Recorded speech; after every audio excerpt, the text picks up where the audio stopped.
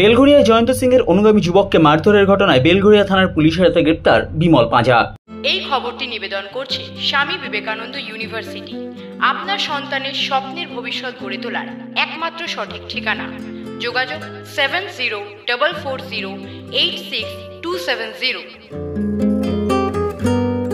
বেলঘরিয়ায় বিভিন্ন অসামাজিক কাজে যুক্ত থাকার অভিযোগে গ্রেপ্তার জয়ন্ত সিংয়ের অনুগামী সুশোভন সরকেলকে মারধরের ঘটনায় গ্রেপ্তার করা হলো জয়ন্ত সিংয়ের বিরুদ্ধে মামলাকারী তথা মামলার অন্যতম সাক্ষী বিমল পাঁজাকে।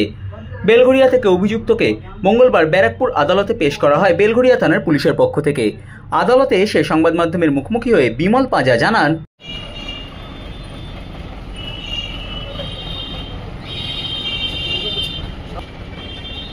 আপনাকে ধরলো কেন? সব জয়ন্ত সিংয়ের কেসকে দমানোর জন্য, যেহেতু আমি মেন সাক্ষী না, আমাকে দমানোর জন্য। কারা দমাচ্ছে? রাজু ঘোষ, জয়ন্ত সিংয়ের যে মাথা, কি উদ্দেশ্য যাতে কেস হালকা করা যায়, যাতে কেস হালকা করে দেওয়া যায়।